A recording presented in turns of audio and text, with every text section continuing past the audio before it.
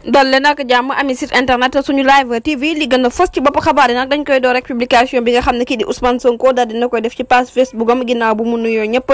sargal ñëpp jaajëfal militant yeeg ñi ko doon jàppale moom nag la mu daal di xam ne rek dafa pare rek pour def li nga xamante ne nag moom mooy ab xiifal ginnaaw rek mi ngi sant ñëpp ndax gis na nag kenn ku ci nekk ci ñun rek solidarité bi nga xamante ne rek indi nga ko ci biir xeex bi ak détermination bi nga xamante ne rek def nga ko nag ngir dictature bi ci réew mi daal di fiy jëm ginnaaw ba nguur gi nag juróomi weer képp rek dese leen fii waaye nag li nga xamante ne rek moom la amal nag mooy résistance maanaam daal bañ nooteel ndax fii ba fukki at rek mbir mu nu mel nag mën na fee am te loolu yëpp nag buñ ko seetaanee rek dina daal di am loolu rek moo tax nag mu ne dafay tàmbaliwaat ab xiifalam ngir apporter solidarité am ñi nga xamante ne rek ay patriote luñ yàq jant bi la ba noppi rek tëj leen de façon très injustice ba tey rek moom la mu daal di xam ne rek moo di jamono ji ñi nga xamante ne nag yóbbu nañ leen tëj leen fi nga xamante ne moom mooy ca ndungu seen condition yi nga xamante ne rek nu ngi koy dundee neexul ko benn yoon loolu moo tax rek mu daal di commencé waat li nga xamante ne nag moom mooy ab xiifalam ginnaaw bu mu gisee ne rek ñooñu ñëpp ñu ngi fi nga xamante ne rek moom mooy ca prison yi ñu ci mel ni fii ak ay weer yoo xamante ne rek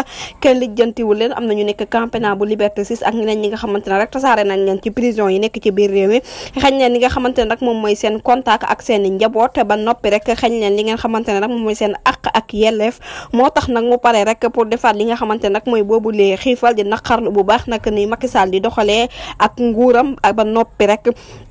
te lépp waralu ko rek lu dul élection présidentielle ak ñi nga xamante ne rek ay patriotes yi nga xamante ne nag ñu ngi ci biir réew mi nag mu ngi leen di sàkku rek ñu daal di leen bàyyi ci nu mu gën a gaaye moom Ousmane Sonko la mu daal di xam ne rek mooy ñi nekk ci biir réew mi ci bitim réew mi ñëpp ci biir xeex mi nag la ñu bokk ndax nag bu ñu xeexee li nga xamante ne rek diirub juróomi weer ñoom bu ñu jàppee ne juróomi weer kott moo leen fi dese li ñuy xeexal nag dina mat juróom fukki at ci kanam mu daal di wax na nag libéré Sénégal Free Sonko focus 2024 moom Ousmane Sonko nag day dooraat boobu xiifalam du ñàkk rek dinañ ci ñëwaat yeneen i jotaay xabaar jërë ngeen jëf ci teewlu bi